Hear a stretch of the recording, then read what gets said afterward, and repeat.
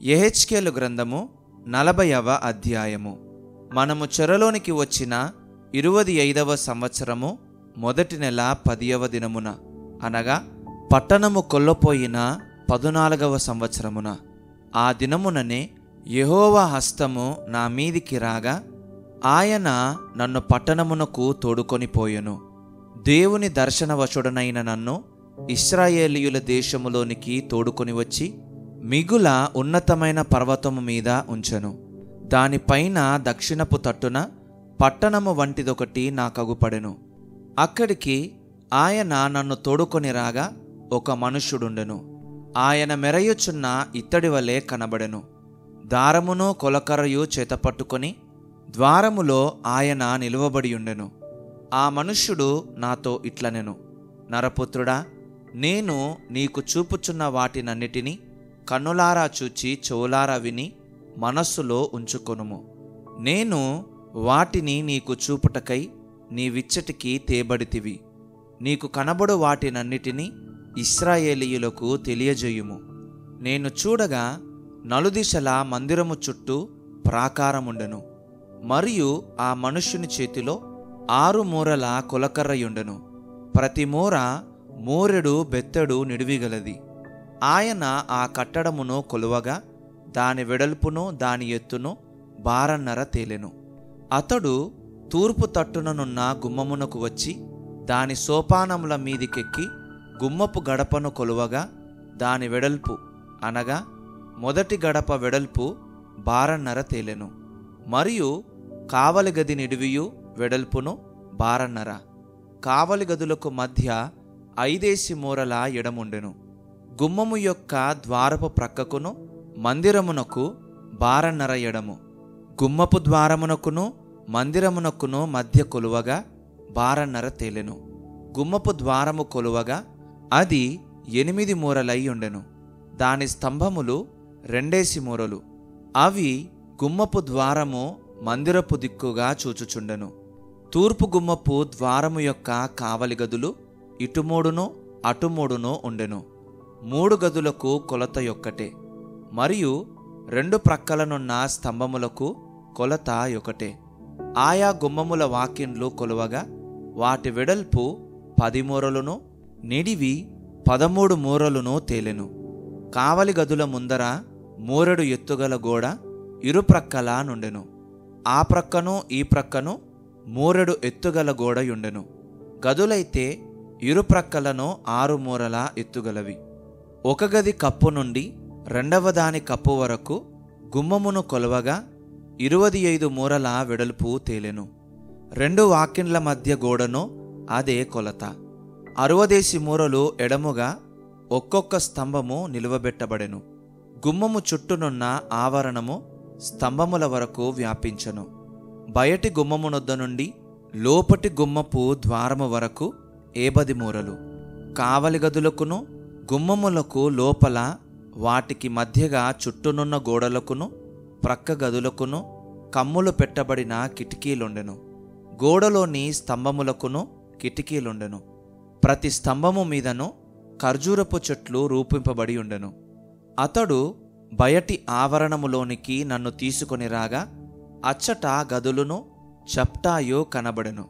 చప్టా మీద 30 చిన్న గదులు ఏర్పడి ఉండెను. ఈ చప్టా గుమ్మముల వరకుండి వాటి వెడల్పున సాగియుండెను. అది క్రింది చప్టా ఆయను. క్రింది గుమ్మము మొదలుకొని లోపలి ఆవరణము వరకు ఆయన వెడల్పు కొలవగా ఇది తూర్పునను ఉత్తరమునను 100 మూరలాయను. మరియు ఉత్తరపు వైపున బయటి ఆవరణము చూచుచుండు గుమ్మపు నిడివిని వెడల్పును దాని ఇరుప్రక్కలనున్న 3 కావలి గదులను వాటి స్తంభములను వాటి మధ్య గోడలను అతడు కొలువగా వాటి కొలత మొదటి గుమ్మపు కొలత ప్రకారముగా కనబడెను. అనగా నిడివి 50 మూరలు వెడల్పు 25 మూరలు కనబడెను. వాటి కిటికీలును వాటి మధ్య గోడలును ఖర్జూరపు చెట్ల వలె రూపింపబడిన వాటి అలంకారమును తూర్పు ద్వారము యొక్క కొలత ప్రకారముగా కనబడెను. మరియు ఎక్కుటకై 7 మెట్లుండెను. ఎదుట నుండి దాని మధ్య గోడలు కనబడుచుండెను. ఉత్తర ద్వారమునకెదురుగా ఒకటియు, తూర్పు ద్వారమునకెదురుగా ఒకటియు, లోపటి ఆవరణమునకు పోవు 2 గుమ్మములుండెను. ఈ గుమ్మమునకు ఆ గుమ్మమునకు ఎంతైనది అతడు కొలువగా 100 మూరల ఎడము కనబడెను. అతడు నన్ను దక్షిణపు తట్టునకు తోడుకొని పోగా దక్షిణపు తట్టున గుమ్మమొకటి కనబడెను. దాని స్తంభములను మధ్య గోడలను కొలువగా అదే కొలత కనబడెను. మరియు వాటికున్నట్టుగా దీనికిని దీని మధ్య గోడలకును చుట్టూ కిటికీలుండెను.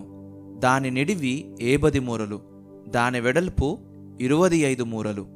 ఎక్కుటకు 7 మెట్లును ఎదురుగా కనబడు మధ్య గోడలును ఉండెను. మరియు దాని స్తంభముల ఇరుప్రక్కలను ఖర్జూరపు చెట్లను పోలిన అలంకారముండెను. లోపటి ఆవరణమునకు దక్షిణపు తట్టున గుమ్మమొకటి ఉండెను. దక్షిణపు తట్టును గుమ్మము నుండి గుమ్మము వరకు ఆయన కొలువగా 100 మూరలాయెను. అతడు దక్షిణ మార్గమున లోపటి ఆవరణములోనికి నన్ను తోడుకొని పోయి దక్షిణపు గుమ్మమును కొలిచెను. దాని కొలత అదే. మరియు దాని కావలి గదులను, స్తంభములను, మధ్య గోడలను పై చెప్పిన కొలతకు సరిపడెను. దానికిని దాని చుట్టూ ఉన్న మధ్య గోడలకును కిటికీలుండెను. దాని నిడివి 70 మూరలు, దాని వెడల్పు 25 మూరలు. చుట్టూ మధ్య గోడల నిడివి 25 మూరలు, వెడల్పు 5 మూరలు. దాని మధ్య గోడలు బయటి ఆవరణము తట్టు చూచుచుండెను. దాని స్తంభముల మీద ఖర్జూరపు చెట్లను పోలిన అలంకారముండెను. ఎక్కుటకు 8 మెట్లుండెను. తూర్పు తట్టు లోపటి ఆవరణములోనికి నన్ను తోడుకొని పోయి దాని గుమ్మమును ఆయన కొలువగా పై చెప్పిన కొలత తేలెను. దాని కావలి గదులకును, స్తంభములకును, మధ్య గోడలకును కొలత అదే. దానికిని దాని చుట్టూనున్న మధ్య గోడలకును కిటికీలుండెను. నిడివి 70 మూరలు, వెడల్పు 25 మూరలు. దాని మధ్య గోడలు బయటి ఆవరణము తట్టు చూచుచుండెను. ఈ ప్రక్కను ఆ ప్రక్కను దాని స్తంభముల మీద ఖర్జూరపు చెట్లను పోలిన అలంకారముండెను. ఎక్కుటకు 8 మెట్లుండెను. ఉత్తరపు గుమ్మమునకు అతడు నన్ను తోడుకొని పోయి దాని కొలువగా అదే కొలతయాయెను. దాని కావలి గదులకును, స్తంభములకును, దాని మధ్య గోడలకును అదే కొలత. దానికిని దాని చుట్టూనున్న మధ్య గోడలకును కిటికీలుండెను. దాని నిడివి 70 మూరలు, దాని వెడల్పు 25 మూరలు. దాని స్తంభములు బయటి ఆవరణము తట్టు చూచుచుండెను. ఆ స్తంభముల మీద ఈ ప్రక్కను ఆ ప్రక్కను ఖర్జూరపు చెట్లను పోలిన అలంకారముండెను. ఎక్కుటకు 8 మెట్లుండెను. గుమ్మముల స్తంభముల యొద్ద వాకిలి గల గదియుండెను. అక్కడ దహనబలి పశువుల మాంసము కడుగుదురు. మరియు గుమ్మపు మంటపములో ఇరుప్రక్కల 2 బల్లలుంచబడెను. వీటి మీద దహనబలి పశువులను, పాప పరిహారార్థ బలి పశువులను, అపరాధ పరిహారార్థ బలి పశువులను వధింపబడును. గుమ్మము యొక్క కావలి దగ్గర ఉత్తరపు దిక్కున మెట్లు ఎక్కుచోటున ఇరుప్రక్కల 2 బల్లలుండెను. అనగా గుమ్మపు 2 ప్రక్కల 4 బల్లలుండెను. ఇవి పశువులను వధించుటకై ఉంచబడి ఉండెను. దహనబలి పశువులు మొదలగు బలి పశువులను వధించుటకై వినియోగించు ఉపకరణములుంచదగిన 8 బల్లలు ఈ తట్టు 4, ఆ తట్టు 4 మెట్ల దగ్గర నుండెను. అవి 3.5 నిడివియు 3.5 వెడల్పును 3 ఎత్తునో గలిగి మలిచిన రాతితో చేయబడి ఉండెను. చుట్టూ గోడకు అడుగడుగు పొడుగు గల మేకులు నాటబడి ఉండెను. అర్పణ సంబంధమైన మాంసము బల్లల మీద ఉంచుదురు. లోపటి గుమ్మము బయట లోపటి ఆవరణములో ఉత్తరపు గుమ్మము దగ్గర నుండి దక్షిణముగా చూచునొకటియు, తూర్పు గుమ్మము దగ్గర నుండి ఉత్తరముగా చూచునొకటియు 2 గదులుండెను. అప్పుడతడు నాతో ఇట్లనెను, దక్షిణపు తట్టు చూచు గది మందిరమునకు కావలివారగు యాజకులది. ఉత్తరపు తట్టు చూచు గది బలిపీఠమునకు కావలివారగు యాజకులది. వీరు లేవీయులలో సాదోకు సంతతివారై సేవ చేయుటకు యెహోవా సన్నిధికి వచ్చువారు. అతడు ఆ ఆవరణమును కొలువగా నిడివియు వెడల్పును 100 మూరలై చచ్చౌకముగా ఉండెను. మందిరమునకు ఎదురుగా బలిపీఠముంచబడెను. అతడు మందిరము యొక్క మంటపములోనికి నన్ను తోడుకొని వచ్చి మంటప స్తంభములను ఒక్కొక్క దాని కొలువగా అది ఇరుప్రక్కల 5 మూరలుండెను. గుమ్మము ఇరుప్రక్కల 3 మూరల వెడల్పు. మంటపమునకు నిడివి 20 మూరలు. ఎక్కుటకై ఉంచబడిన మెట్ల దగ్గర దాని వెడల్పు 11 మూరలు. స్తంభముల దగ్గర ఇరుప్రక్కల ఒక్కొక్కటిగా కుంభములుంచబడెను. యెహెజ్కేలు గ్రంథము 41వ అధ్యాయము. తరువాత అతడు నన్ను ఆలయమునకు తోడుకొని వచ్చి దాని స్తంభములను కొలిచెను. ఇరుప్రక్కల అవి 6 మూరలాయెను. ఇది గుడారపు వెడల్పు. వాకిలి వెడల్పు 10 మూరలు. తలుపు ఇరుప్రక్కల 5 మూరలు. దాని నిడివిని కొలువగా 40 మూరలు. దాని వెడల్పు 20 మూరలు. అతడు లోపలికి పోయి వాకిలి స్తంభమును కొలువగా 2 మూరలాయెను. వాకిలి 6 మూరలు, వెడల్పు 7 మూరలు. ఇది అతి పరిశుద్ధ స్థలమని చెప్పి దాని నిడివిని కొలువగా 20 మూరలును, ఆలయమునకును దానికిని మధ్య వెడల్పు 20 మూరలు నాయెను. తరువాత అతడు మందిరపు గోడను కొలువగా 6 మూరలాయెను. మందిరపు ప్రక్కలనున్న మేడగదులను కొలువగా 4 మూరలాయెను. ఈ మేడగదులు 3 అంతస్తులు గలవి. ఈలాగున 30 గదులుండెను. ఇవి మేడగదుల చోటున మందిరమునకు చుట్టూ కట్టబడిన గోడతో కలిసియుండెను. ఇవి మందిరపు గోడను ఆనుకొనియున్నట్టుండి ఆనుకొనకాయుండెను. ఆ గోడ మేడగదులకు ఎక్కిన కొలది అవి మరి వెడల్పుగా పెరిగెను. పైకెక్కిన కొలది మందిరము చుట్టూనున్న ఈ మేడగదుల అంతస్తులు మరీ వెడల్పగుచుండెను గనుక మందిరపు పైభాగము మరీ వెడల్పుగా ఉండెను. పైకెక్కిన కొలది అంతస్తులు మరీ వెడల్పుగా ఉండెను.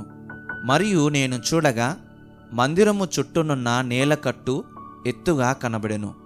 ఏలయనగా ఆ మేడగదులకు 6 పెద్ద మూరలు గల పునాదియుండెను. మేడగదులకు బయటనున్న గోడ 5 మూరల వెడల్పు. మరియు మందిరపు మేడగదుల ప్రక్కలనున్న స్థలము ఖాళీగా విడువబడియుండెను. గదుల మధ్య మందిరము చుట్టూ నలుదిశల 20 మూరల వెడల్పున చోటు విడువబడి ఉండెను. మేడగదుల వాకిన్లు ఖాళీగా నున్న స్థలము తట్టు ఉండెను. ఒక వాకిలి ఉత్తరపు తట్టునను, ఇంకొక వాకిలి దక్షిణపు తట్టునను ఉండెను. ఖాళీగా నున్న స్థలము చుట్టూ 5 మూరల వెడల్పుండెను. ప్రత్యేకింపబడిన చోటుకెదురుగానున్న కట్టడము పడమటి తట్టు 70 మూరల వెడల్పు. దాని గోడ 5 మూరల వెడల్పు. గోడ నిడివి 90 మూరలు. మందిరము యొక్క నిడివిని అతడు కొలువగా 100 మూరలాయెను. ప్రత్యేకింపబడిన స్థలమును, దానికెదురుగానున్న కట్టడమును, దాని గోడలను కొలువగా 100 మూరలాయెను.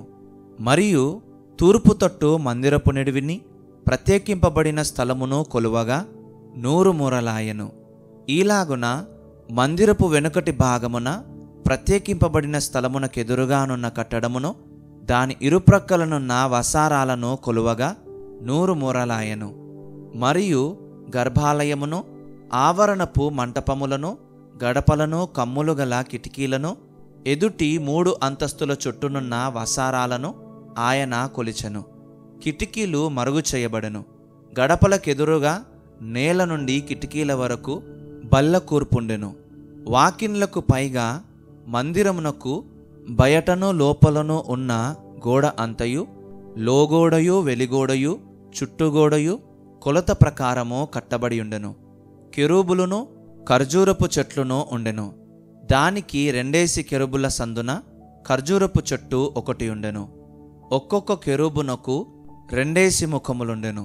ఎట్లనగా ఈ తట్టు ఖర్జూరపు చెట్టు వైపున మనుష్య ముఖమును, ఆ తట్టు ఖర్జూరపు చెట్టు వైపున సింహముఖమును కనబడెను. ఈ ప్రకారము మందిరమంతటి చుట్టూ నుండెను. నేల మొదలుకొని వాకిలి పై వరకు మందిరపు గోడకు కెరూబులును ఖర్జూరపు చెట్లును ఉండెను. మందిరపు ద్వారబంధములు చచ్చౌకములు, పరిశుద్ధ స్థలపు ద్వారబంధములను అట్టివే. బలిపీఠము కర్రతో చేయబడెను.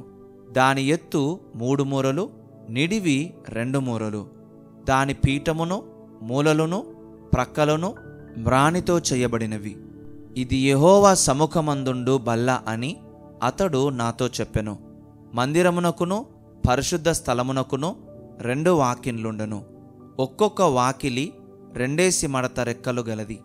మరియు గోడల మీద ఉన్నట్లుగా మందిరపు వాకిన్ల మీదను కెరూబులును ఖర్జూరపు చెట్లును చెక్కబడియుండెను. బయటి మంటపమునకు విచిత్రముగా చేసిన ఉబుకువాటు పని కనబడెను. మరియు మంటపమునకును ఇరుప్రక్కల గోడలకును మందిరపు మేడగదులకును ఒరపాకులకును ఇరుప్రక్కల కమ్ములు వేసిన కిటికీలును ఖర్జూరపు చెట్లను పోలిన అలంకారమును ఉండెను. యెహెజ్కేలు గ్రంథము 42వ అధ్యాయము. అతడు ఉత్తర మార్గముగా నన్ను నడిపించి బయటి ఆవరణములోనికి తోడుకొని వచ్చి ఖాళీ చోటునకును ఉత్తరముననున్న కట్టడమునకును ఎదురుగానున్న గదుల దగ్గర నిలిపెను. ఆ కట్టడము 100 మూరల నిడివిగలదై ఉత్తర దిక్కున వాకిలి కలిగి 80 మూరల వెడల్పు గలది. 20 మూరల గల లోపటి ఆవరణమునకెదురుగాను బయటి ఆవరణపు చప్టాకెదురుగాను 3వ అంతస్తములోని వసారాలు ఒకదానికొకటి ఎదురుగా ఉండెను. గదులకెదురుగా 10 మూరల వెడల్పు గల విహారస్థలముండెను. లోపటి ఆవరణమునకు పోవుచు ఉత్తర దిక్కు చూచు వాకిన్లు గల విహారస్థలమొకటి ఉండెను. అది 3 వెడల్పు.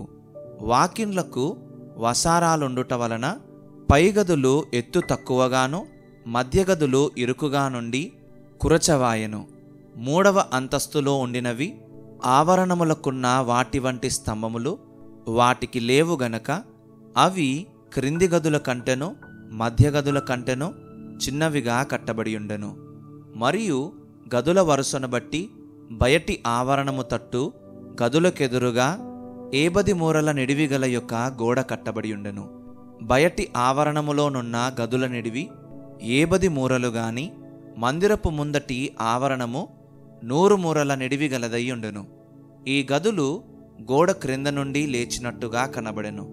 బయటి ఆవరణములో నుండి వాటిలో ప్రవేశించుటకు తూర్పు దిక్కున మార్గముండెను. విడిచోటునకు ఎదురుగాను కట్టడమునకెదురుగాను ఆవరణపు గోడ మందములో తూర్పు తట్టు కొన్ని గదులుండెను. మరియు వాటి ఎదుటనున్న మార్గము ఉత్తరపు తట్టునున్న గదుల మార్గము వలె నుండెను. వాటి నిడివి చొప్పునను వెడల్పు చొప్పునను ఇవియు కట్టబడెను. వీటి ద్వారములను ఆ రీతినే కట్టబడియుండెను. మరియు మార్గపు మొగను దక్షిణపు తట్టు గదుల యొక్క తలుపుల వలె వీటికి తలుపులుండెను. ఆ మార్గము ఆవరణములోనికి పోవునొకనికి తూర్పుగానున్న గోడ ఎదుటనే ఉండెను. అప్పుడాయన నాతో ఇట్లనెను, విడిచోటునకు ఎదురుగానున్న ఉత్తరపు గదులను దక్షిణపు గదులను ప్రతిష్ఠితములైనవి. వాటిలోనే యెహోవా సన్నిధికి వచ్చు యాజకులు అతి పరిశుద్ధ వస్తువులను భుజించెదరు. అక్కడ వారు అతి పరిశుద్ధ వస్తువులను అనగా నైవేద్యమును పాప పరిహారార్థ బలిపశు మాంసమును అపరాధ పరిహారార్థ బలిపశు మాంసమును ఉంచెదరు. ఆ స్థలము అతి పరిశుద్ధము. యాజకులు లోపల ప్రవేశించున్నప్పుడు పరిశుద్ధ స్థలమును విడిచి బయటి ఆవరణములోనికి పోక అక్కడనే తాము పరిచర్య చేయు వస్త్రములను ఉంచవలెను. అవి ప్రతిష్ఠితములైనవి గనుక జనుల సంబంధమైన దేనినైనను వారు ముట్టునప్పుడు వారు వేరు బట్టలు ధరించుకొనవలెను. అతడు లోపటి మందిరమును కొలుచుట ముగించి నన్ను బయటికి తోడుకొని తూర్పు తట్టు చూచు గుమ్మమునకు వచ్చి చుట్టూను కొలిచెను.